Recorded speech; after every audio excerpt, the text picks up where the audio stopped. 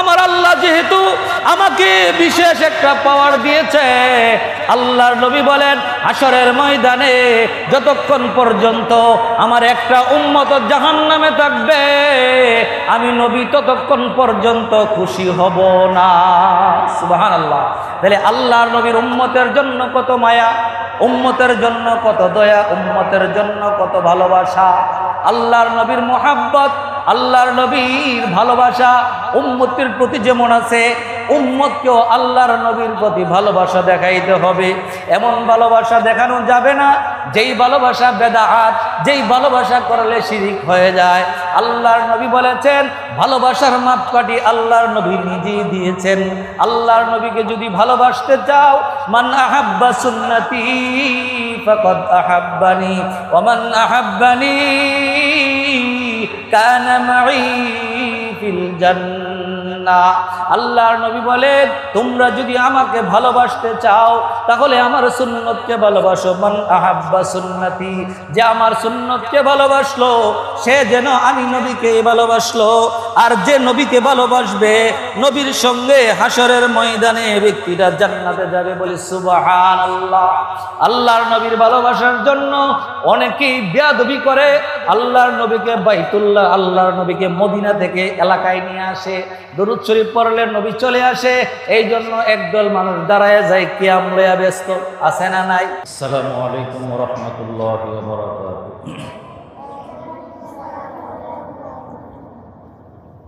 ইন্নাল হামদুলিল্লাহ ওয়াসসালাতু ওয়াসসালামু আলা রাসূলিল্লাহ। আম্মা বা'দু ফাআউযু বিল্লাহি মিনাশ শাইতানির রাজীম। বিসমিল্লাহির রহমানির রহিম। ওয়া মা আরসালনাকা ইল্লা রাহমাতাল লিল আলামিন। ওয়া ক্বালা রাসূলুল্লাহি সাল্লাল্লাহু আলাইহি ওয়াসাল্লাম ইরহামু মান ফিল আরদ يرحمكم من في السماء أو كما قال عليه الصلاة والسلام. وقال تعالى في شان حبيبه مخبرا وآمرا إن الله وملائكته يصلون على النبي يا أيها الذين آمنوا صلوا عليه وسلموا تسليما. اللهم صل على محمد وعلى آل محمد كما صليت على إبراهيم وعلى آل إبراهيم إنك حميد مجيد. اللهم بارك على محمد وعلى آل محمد كما باركت على إبراهيم وعلى آل إبراهيم إنك حميد مجيد. رہے میرے مسکن حوالی کعبہ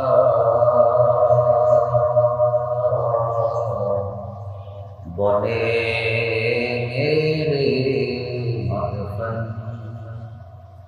دیار مدینہ ملأ العلا بکمالہ كشف الدجى بجماله حسنت جميع خصاله صلوا عليه. তাহফিজুল কোরআন মডেল মাদ্রাসা ও এতিমখানার ছাত্রছাত্রীদের পবিত্র কালামুল্লাহ সবক প্রদান উপলক্ষে আয়োজিত আজকের আলোচনা সভা ও দোয়া মাহফিলের উপস্থিত উলামায়ে হযরতগণ, উপস্থিত সম্মানিত মা ও বোনেরা, আমার সামনে সমবেত হযরত উলামায়ে কেরাম ও দ্বীন পিপাসু ছাত্র ভাইয়েরা, আমরা সর্বপ্রথম মহান আল্লাহ রাব্বুল আলামিনের দরবারে দিল থেকে লাখ কোটি শুকরিয়া আদায় করে নিই যে মহান আল্লাহ রাব্বুল আলামিন আমাদেরকে আজকে অনুষ্ঠানে আসার বসার তৌফিক দান করেছেন। সেজন্য রব্বে কারীমের দরবারে সকলে শুকরিয়া জ্ঞাপন করে নিই আলহামদুলিল্লাহ। আল্লাহ পাক রব্বুল আলামিন বলেন, লা ইন শাকারতুম লাযিদান্নাকুম। আমি যখন তোমাদেরকে কোনো নিয়ামত দিয়ে থাকি আর যখন তোমরা নিয়ামত পেয়ে নিয়ামতের শুকরিয়া আদায় করবে, আমি আল্লাহ তোমাদের জন্য নিয়ামত আরো বেশি করে বাড়িয়ে দেব। বলে সুবহানাল্লাহ। আর বান্দা বান্দিরা নিয়ামত পেয়ে যখন নিয়ামতের শুকরিয়া আদায় করবে না, আল্লাহ রাব্বুল আলামিন তার কাছ থেকে নিয়ামত ছিনিয়ে নিবে। শুধু তাই না, আল্লাহ রাব্বুল আলামিন বলেন পরকালের আযাবের জন্য অপেক্ষা করো। বলে নাউযুবিল্লাহ। কারণ আল্লাহর আযাব বড় কঠিন। এজন্য আমাদের নিয়ামতের কদর করা অত্যন্ত জরুরি। আল্লাহর কাছে লাখ কোটি শুকরিয়া। আমরা আল্লাহ রাব্বুল আলামিনের দরবারে কৃতজ্ঞ। আজকে আমরা প্রায় 20 জন ছাত্রছাত্রীদেরকে কোরআনুল কারীমের সবক প্রদান করব। এজন্য আল্লাহর দরবারে আমরা আবারও সবাই শুকরিয়া জ্ঞাপন করছি আলহামদুলিল্লাহ। আমি রাসূলুল্লাহ সাল্লাল্লাহু আলাইহি ওয়াসাল্লাম সম্পর্কে দু চারটি কথা বলবো। আল্লাহর নবী বিশ্বনবী জনাব মুহাম্মদুর রাসূলুল্লাহ সাল্লাল্লাহু আলাইহি ওয়াসাল্লামের আদর্শ কেমন ছিল, পৃথিবীর মধ্যে যত উন্নত চরিত্র হতে পারে, যত উত্তম চরিত্র হতে পারে, সব চাইতে উত্তম চরিত্র বিদ্যমান ছিল আমাদের নবীর মধ্যে। এর মধ্যে সব চাইতে ভালো একটি গুণ, যে গুণটির নাম হলো দয়া, মুহাব্বত বা ভালোবাসা, মানুষের প্রতি দয়া আল্লাহর রাসূলের প্রতি। আল্লাহ রাব্বুল আলামিন, আল্লাহ তাআলা পবিত্র কালামুল্লাহর মধ্যে জানিয়ে দিয়েছেন নবীকে আল্লাহ রাব্বুল আলামিন রহমত স্বরূপ দুনিয়াতে পাঠিয়েছেন। ওমা আরসালনাকা ইল্লা রাহমাতাল লিল আলামিন। মহান আল্লাহ রাব্বুল আলামিন আমাদের নবীকে দয়া, করুণা বানিয়ে পাঠিয়েছেন। আল্লাহর নবী বিশ্বনবী জনাবে মুহাম্মদুর রাসূলুল্লাহ সাল্লাল্লাহু আলাইহি ওয়াসাল্লামের মানুষের প্রতি কি পরিমাণ দয়া ছিল, কি পরিমাণ মুহাব্বত ছিল, যে দয়া এবং ভালোবাসা, ভালো ব্যবহারের কারণে কাফের বেঈমানরা পর্যন্ত ঈমান আনতে বাধ্য হয়েছে। বলে সুবহানাল্লাহ। আল্লাহর রাসূলের একমাত্র ব্যবহারের কারণে, দয়ার কারণে, মানুষের প্রতি মানুষের ভালোবাসা আল্লাহর নবী শিক্ষা দিয়েছেন। এই জন্য দয়া এবং মায়া যদি মানুষের মধ্যে বিদ্যমান থাকে, আল্লাহ রাসূল যেরকম ভাবে কথা বলেছেন, মানুষের সাথে যেরকম ব্যবহার করেছেন, আমরাও যদি মানুষের সাথে এরকম ভালো ব্যবহার করতে পারি, তাহলে মানুষ দ্বীনের পথে আসতে বাধ্য। এজন্য আল্লাহর নবী যেমনই ভাবে মানুষের প্রতি মুহাব্বত দেখিয়েছেন, আমাদেরকে এরকম দেখায়। মক্কার কাফের বেঈমানরা আল্লাহর রাসূলকে কম কষ্ট দেয়নি। আল্লাহ রাসূলকে অনেক নির্যাতন নিপীড়ন করেছে। এই মক্কাবাসীদের নির্যাতন নিপীড়ন সহ্য করেছেন। জীবনে কোনোদিন কাফের বেঈমানদের জন্য আল্লাহ রাসূল বদদুয়া করেন নাই। শুধু তাই না, মক্কা যখন বিজয় হয়েছে, মক্কার কাফের বেঈমানরা মক্কা ছেড়ে পালিয়ে যেতে অনেক চেষ্টা করেছে।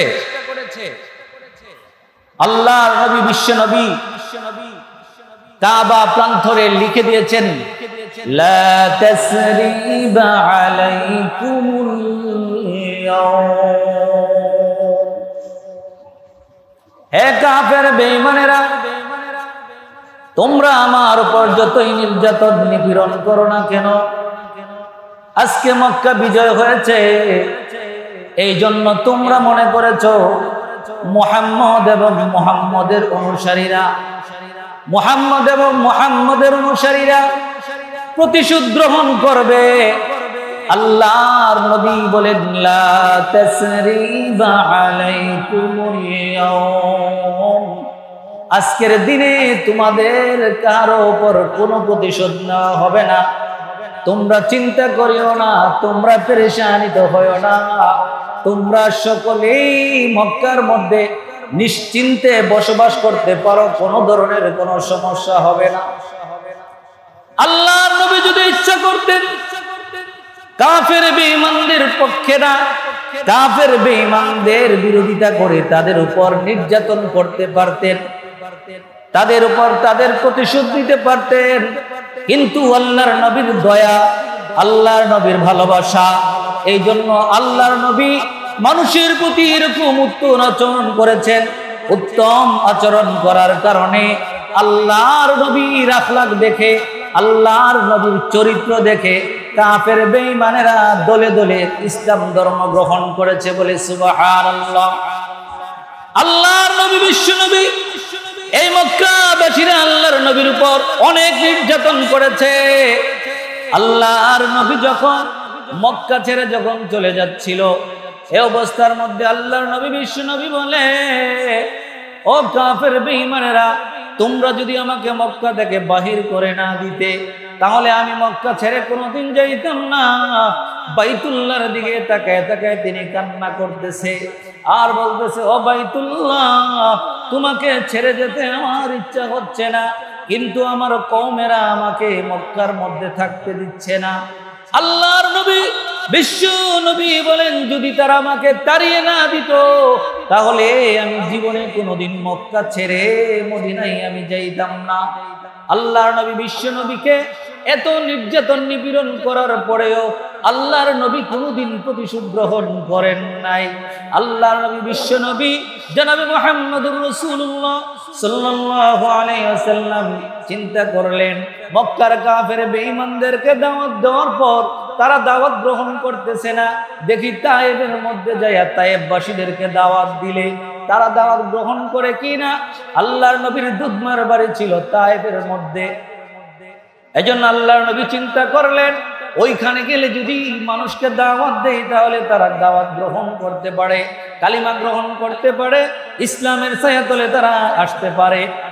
আল্লাহর নবী বিশ্ব নবী জনাবে মুহাম্মদুর রাসূলুল্লাহ সাল্লাল্লাহু আলাইহি ওয়াসাল্লাম মক্কা ছেড়ে তায়েফ যখন গেলেন, তায়েফের মধ্যে যখন কালিমার দাওয়াত দিতে শুরু করলেন, কাফের বেঈমানেরা তাদের ছোট ছোট বালেক বা তাদের বাচ্চাদেরকে বলে দিল, এটা হলো পাগল, যাও পাগলটাকে পাথর মারতে থাকো, নাউজুবিল্লাহ বলেন। আল্লাহর নবী বিশ্ব নবীকে তায়েফের যুবকেরা চিনে নাই, না চিনার কারণে আল্লাহর নবীর উপরে পাথর মারা শুরু করলো। আল্লাহর নবীর উপরে এমন ভাবে পাথর নিক্ষেপ শুরু করলো, আল্লাহর নবীর শরীরের রক্ত রঞ্জিত হয়ে নিজের পায়ের মোজাটা শরীরের সঙ্গে লেগে গেছে। আল্লাহর নবী নিজের রুমালটা ছিঁড়ে ছিঁড়ে সাহাবীরা রক্তগুলো মুছে নিচে পড়তে দেয় না। আল্লাহর নবীকে বলতেছে, ইয়া রাসূলুল্লাহ, ইয়া হাবিবাল্লাহ, আপনার শরীরের রক্তগুলো কেন জমিনে পড়তে দেন না? আল্লাহর নবী বলেন, আমি নবীর রক্ত যদি এক ফোঁটা তায়েফের জমিনের মধ্যে পড়ে, এই জমিনের মধ্যে জীবনে আর কোনোদিন ফসল হবে না। আল্লাহর নবীর পায়ের মোজার মধ্যে আঠা লেগে গেছে, আল্লাহর নবী মোজাটা পর্যন্ত খুলতে পারতেছে না। ওই তায়েফবাসীরা আল্লাহর নবীকে রক্তে রঞ্জিত করেছে, আল্লাহর নবীর শরীর ক্ষত বিক্ষত হয়ে গেছে। তারপরেও আল্লাহর নবী জীবনে তায়েফবাসীদের জন্য বদদুয়া করেন নাই। আল্লাহ রাব্বুল আলামিন ওই সময়ের মধ্যে পাহাড়ে নিয়োজিত ফেরেশতা আল্লাহর নবীর কাছে এসে হাজির হয়ে গেল। আল্লাহর নবীর কাছে হাজির হয়ে বলতেছে, ইয়া রাসূলুল্লাহ, ইয়া হাবিবাল্লাহ, আপনি যদি অনুমতি দেন, তায়েফের পাহাড় এবং মক্কার পাহাড়, দুইটা পাহাড়কে আমি একসঙ্গে একত্রিত করে চাপা মেরে দেব। মক্কা এবং তায়েফের মধ্যে যত কাফের বেঈমান আছে, একটা কাফের বেঈমানকে বাঁচতে দেওয়া হবে না। সবাইকে পাথর চাপা দিয়া, পাহাড় চাপা দিয়া দুনিয়া থেকে বিদায় করে দেব। আল্লাহর নবী ডাক দিয়ে বলে, না না, তাদেরকে মারা যাবে না। আজকে হয়তো তারা বুঝে না, তারা বুঝতেছে না। তারা যদিও না বুঝে, তাদের ছেলেমেয়েরা ভবিষ্যতে যারা আগমন করবে, এই তায়েফের অনেকেই যখন কালিমা পড়ে মুসলমান হবে, আজকে যদি তারা মরে যায়, তারা যদি দুনিয়া থেকে চলে যায়, তাহলে কার কাছে আমি দাওয়াত দেব? আমার কালিমার দাওয়াতকে গ্রহণ করবে। পাহাড়ের নিয়োজিত ফেরেশতাকে বললেন, যাও যাও, তুমি চলে যাও, তোমার কোনো সহযোগিতা আমার লাগবে না। আল্লাহ রাব্বুল আলামিনের কাছে যায় বলো, এই মানুষদেরকে মারা যাবে না, কাফেরদেরকে মারা যাবে না। আল্লাহর নবীর কাফেরদের প্রতিও মায়া ছিল কি ছিল না? আল্লাহর নবীর কত মায়া, কত মোহাব্বত। আমরা তো একটু ব্যথা পাইলে মানুষের বিরুদ্ধে বদদুয়া দেওয়া শুরু করে দেই, কি বলেন, ঠিক কিনা? আমাদেরকে যদি কেউ একটা থাপ্পড় মারে, আমরা প্রতিশোধ নেওয়ার জন্য প্রস্তুত হয়ে যায়। কিন্তু আল্লাহর নবীর ইশারাটা গায়ে রক্ত রঞ্জিত পাথর মেরে জর্জরিত করে দিল। কিন্তু আল্লাহর নবী জীবনে কোনোদিন কারো জন্য বদদুয়া করেন নাই। আল্লাহর নবী বিশ্ব নবী বলেন, আল্লাহ রাব্বুল আলামিন নবীদের সমস্ত দোয়া কবুল করেন। এর মধ্যে প্রত্যেকটা নবীকে বিশেষ বিশেষ কিছু ক্ষমতা দেওয়া হয়েছে। আল্লাহ রাব্বুল আলামিনের দরবারে নবীরা যখন দোয়া করেছেন, ওই দোয়া আল্লাহর সাথে সাথে কবুল করেছেন।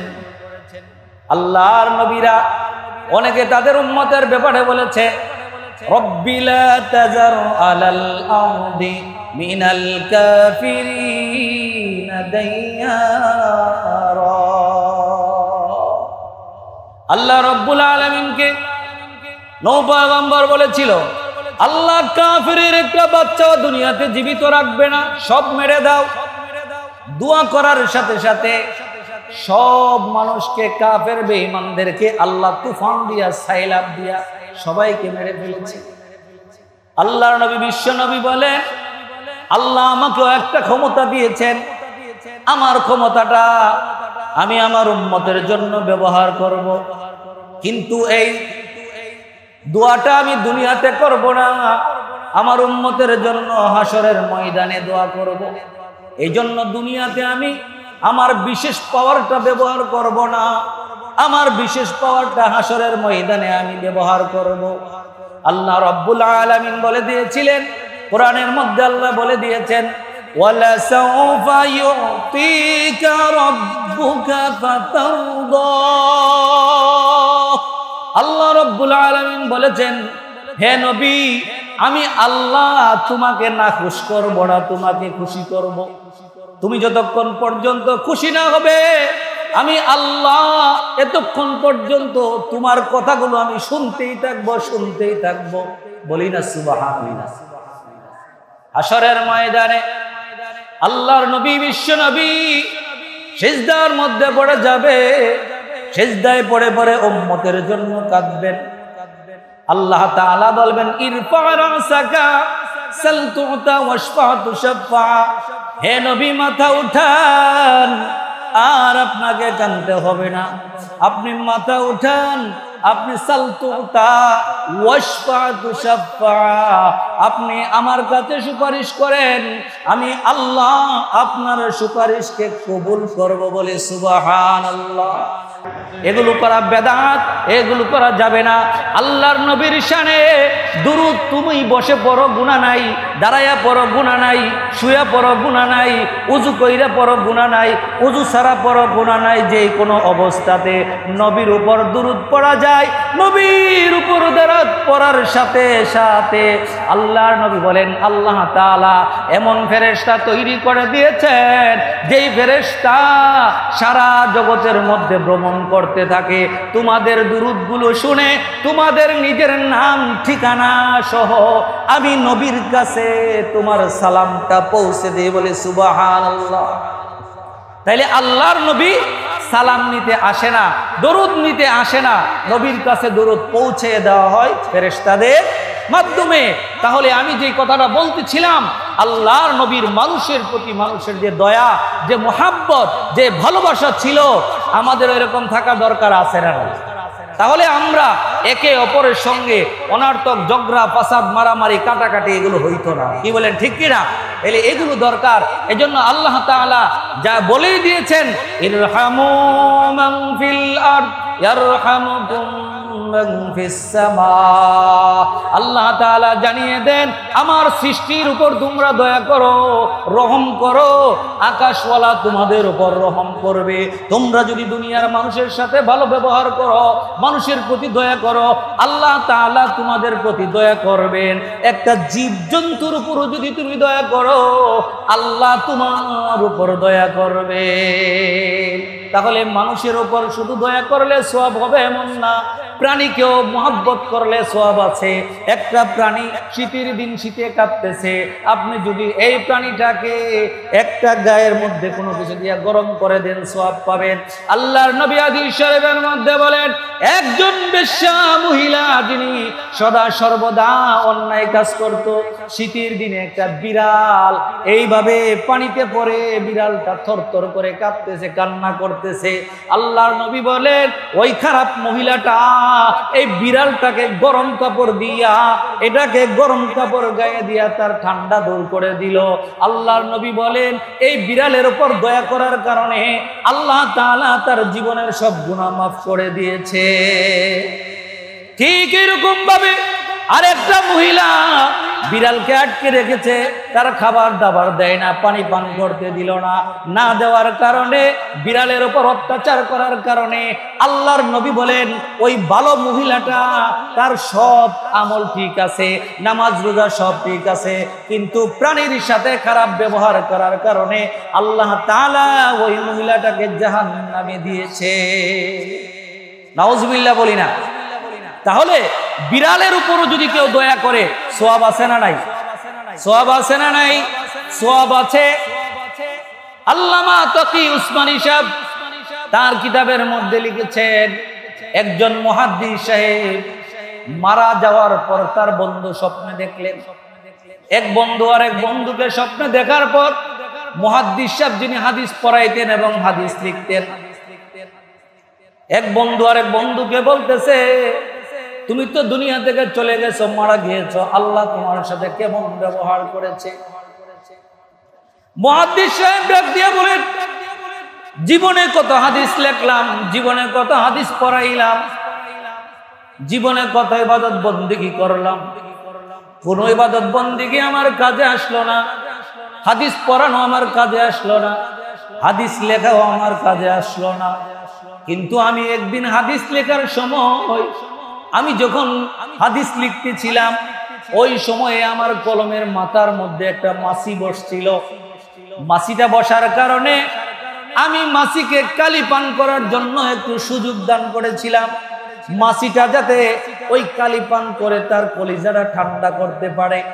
আমি একটু সুযোগ দেওয়ার কারণে মাছিটা মন ভরে কালি পান করে উড়ে গেল, চলে গেল। মাছি যখন চলে গেল, আমি আবার হাদিস লেখা শুরু করে দিলাম। এইভাবে হাদিস লিখলাম। আর আমি যখন দুনিয়া থেকে চলে আসলাম, আমি যখন মরে গেলাম, আল্লাহর দরবারে আমার কোনো আমল কবুল হয় নাই। আমি যে মাছিটাকে কালিপান করাইলাম, আল্লাহ তাআলা এই মাছিকে কালিপান করার কারণে, আমি মাছিকে কালিপান করানোর কারণে আল্লাহ আমার জীবনের সব গুনাহ মাফ করে দিয়েছে। তাহলে একটা মাছির উপর যদি আপনি দয়া দেখান, একটা মাছিকে দয়া করার কারণে আল্লাহ যদি মাফ করে দিতে পারে, তাহলে আমরা যদি আশরাফুল মাখলুকাত, সৃষ্টির সেরা জাতি মানুষ, যদি মানুষের উপর আমরা দয়া করি, মানুষকে মানুষ যদি ভালোবাসে, মোহাব্বত করে, আল্লাহর জন্য করে, তাহলে আল্লাহকে আমাদেরকে মাফ করতে পারে কি পারে না? আল্লাহ আমাদেরকে ক্ষমা করে দিতে পারে। তবে খালেস নিয়তে প্রত্যেকটা সৃষ্টির সেবা আমরা করব ইনশাআল্লাহ, সেই চেষ্টা থাকতে হবে। তাহলে সৃষ্টির সেরা জাতি আশরাফুল মাখলুকাত, কোন এক ভাই একটা থাপ্পড় দিয়েছে, সে ঘুষি মারে, আরেক ভাই ঘুষি দিয়েছে, সে কল্লাটা ফালাইয়া দেয়। আছে না নাই? আরে আছে না নাই? অনেক এরকম আছে। তাহলে অনার্থক এক ভাই আরেক ভাইয়ের উপর জুলুম করা, আর জুলমু জুলমাতুন ইয়াউমাল কিয়ামা, জুলুম কিয়ামতের দিন অন্ধকার হয়ে যাবে, অন্ধকার হয়ে যাবে। আপনি আর সুখে কিছু দেখবেন না, অন্ধকার ছাড়া। অন্ধকারে যারা থাকবে এরা জালেম, এই জালেম যারা থাকবে তারা জাহান্নামী। যারা কোথায় যাবে? জাহান্নামে যাবে। এই জন্য আমি যে হাদিসটা পড়েছি, আল্লাহর নবী বলেছেন, তোমরা জমিনওয়ালাদের প্রতি দয়া করো, আমি আল্লাহ তোমাদের প্রতি দয়া করব। তাহলে আল্লাহর দয়া যদি কেউ পেতে চায়, আল্লাহর ভালোবাসা যদি পেতে চায়, তাহলে জগতে যারা আছে, মানুষ সহ যত সৃষ্টি আছে, ওদের উপর দয়া করার দরকার আছে না নাই? সকলের উপর দয়া করা দরকার। আমরা মনে করি সব প্রাণীকে মারা জায়েজ, আসলে না। বুঝতে হবে যেই সমস্ত প্রাণী আমাদেরকে কষ্ট দেয়, যে সমস্ত প্রাণী ক্ষতিকারক, ওই সমস্ত প্রাণী মারা যায়। অনার্থক আপনি কোনো প্রাণীকে, ভালো হালাল প্রাণীকে মারতে পারবেন না, কষ্ট দিতে পারবেন না। আল্লাহর নবী বলেন, ইরহাম লা ইউরহাম, যে দয়া করবে না সে দয়া পাবে, যে দয়া করবে না সে দয়া পাবে না। তাহলে আমি যদি কারো প্রতি দয়া করি, তাহলে আমিও দয়া পাবো আল্লাহর কাছ থেকে। কার কাছ থেকে? আল্লাহ পাকের পক্ষ থেকে আমার উপর দয়া আসবে। একটা সাথী ভাই খাইতে বসছে, খাইতে পারে না, আমার ভালো কোনো তরকারি আছে, তারা একটু দিলাম, সেও খাইলো। অনেক গরিব ছেলেরা আছে, খাওয়া দাওয়া করতে পারে না, আমি নাস্তা করলাম, আমার সাথী ভাইটা খাইলো না, ওরে একটু দিয়া খাইলাম, এটাই তো দয়া। কি বলো, ঠিক কিনা? তাহলে দয়া, মোহাব্বত, ভালোবাসা থাকতে হবে। ছাত্র ভাই, সাথী ভাই, এই তালেবুল ইলম, তোমরা, তোমাদের অনেক মর্যাদা। তালেবুল ইলমরা যদি বলা হয়েছে কবরস্থানের পাশে দিয়ে হাইটা যায়, ওই কবরস্থানের আযাব মাফ হয়ে যায়। সুবহানাল্লাহ। তাইলে তোমাদের দাম আছে না নাই? মর্যাদা আছে না নাই? অনেক মর্যাদা। এই জন্য তোমরা নিজের জন্য দোয়া করবা, আপনজন যারা আছে ওনাদের জন্য, কবরবাসী যারা, ওনাদের জন্য দোয়া করবা। মাঝে মধ্যে কবরস্থানে যে কবর জিয়ারত করা, কবর জিয়ারত করবা। আর আজকে তোমাদেরকে কোরআনের সবক দেওয়া হবে। কিসের সবক? কথা বলো, কিসের সবক? এই কোরআন কার? কার বাণী কোরআন? এই কোরআনের নিজের নাম। কোরআনের মধ্যে বলেন, বাল হুয়া কুরআনুম মাজিদ। এটার নাম কি? এটার নাম কোরআন। কোরআনের বাড়ি কোথায়? ফি লাউহিম মাহফুজ। লৌহে মাহফুজে। কোথায়? এ কোরআনের বাড়ি কোথায়? লৌহে মাহফুজ থেকে আল্লাহ তাআলা এই জমিনে আমাদের নবীর উপর 23 বছরে নাজিল করেছেন। কত বছরে? 23 বছরে প্রয়োজন মোতাবেক আল্লাহ তাআলা নাজিল করেছেন। এ কোরআন অত্যন্ত মর্যাদাবান একটা কিতাব। পৃথিবীর বুকে এমন কোনো কিতাব নাই, এমন কোনো বই নাই যেই কিতাবে, যেই বইয়ের মধ্যে লেখক বলে আমার বইয়ে ভুল নাই, কিন্তু কোরআনওয়ালা যিনি, তিনি বলেন লা রাইবা ফীহ।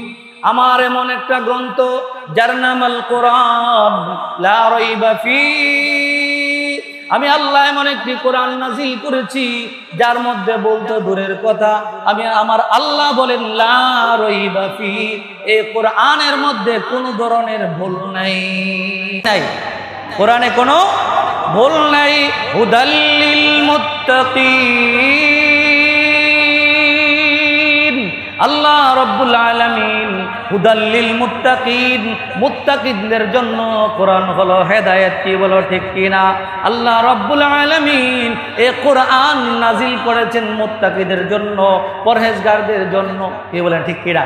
তাহলে আমরা মনোযোগ সহকারে পড়ব তো ইনশাআল্লাহ, আমরা মনোযোগ সহকারে অত্যন্ত তাজিমের সাথে কোরআনকে পড়ব।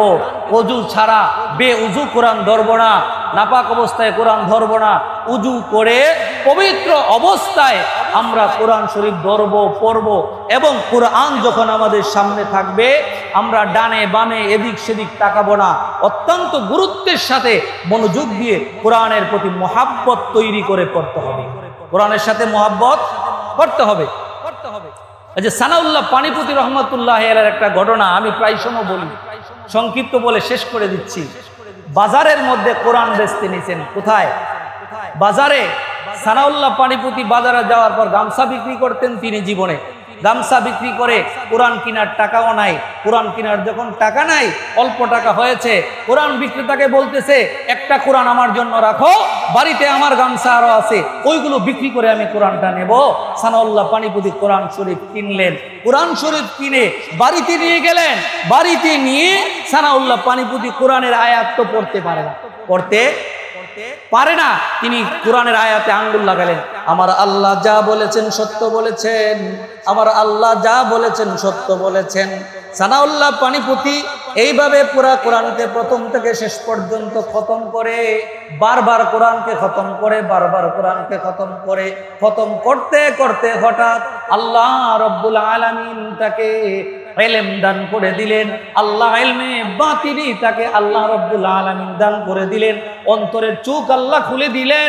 হঠাৎ করে তিনি পড়তে শুরু করে দিলেন আলিফ লাম মিম যালিকাল কিতাবু লা রাইবা ফীহি হুদাল লিল মুত্তাকিন। এইভাবে কোরআনের প্রথম থেকে শেষ পর্যন্ত পড়লেন। শুধু পড়লেনই তাই না, পড়তে পড়তে হাফেজে কোরআন হয়ে গেল। হাফেজে কোরআন হইয়া বিশাল বড় একজন আলেম হয়ে গেল। যে ব্যক্তি আলেম হওয়ার পর এমন কিছু কিতাব লিখেছেন যার কিতাবগুলো না পড়লেই নয়, দর্সি নিজামের মধ্যে কিতাবগুলো রাখা হয়েছে, এইগুলো পড়ে আলেম হইতে হয়। তাহলে আমি সংক্ষিপ্ত বললাম, যে ব্যক্তি পড়া পারে না, মহাব্বতের কারণে যদি তারকে আল্লাহ কোরআনের ইলম দান করতে পারে, হাদিসের ইলম দান করতে পারে, আমরা যদি কোরআনকে তাজিম করি, সম্মান করি, মহাব্বত করে পড়ি, আমাদেরকে আল্লাহ কি এরকম ইলম দিতে পারে কি পারে না? পারে। এই জন্য তাজিমের সাথে সম্মানের সাথে কোরআন শরীফ সামনে রেখা এদিক সেদিক তাকানো যাবে না, মনোযোগ সহকারে পড়তে হবে ইনশাআল্লাহ। আজকে সংক্ষিপ্ত আলোচনা এখানে শেষ করলাম। আল্লাহ তাআলা যাতে আমাদের সবাইকে আমল করার তৌফিক দান, সকলে বলি আমিন। ওয়া আখিরু দাওয়ানা আনিল হামদুলিল্লাহি রাব্বিল আলামিন। আসসালামু আলাইকুম ওয়া রাহমাতুল্লাহি ওয়া বারাকাতুহু। Presents by Kuakata media centre. হক্কানি আলেমদের নিত্য নতুন ভিডিও পেতে আমাদের চ্যানেলটি সাবস্ক্রাইব করুন। কুয়াকাটা মিডিয়া সেন্টার, ইসলামিক বিনোদনের বিশ্বস্ত সঙ্গী।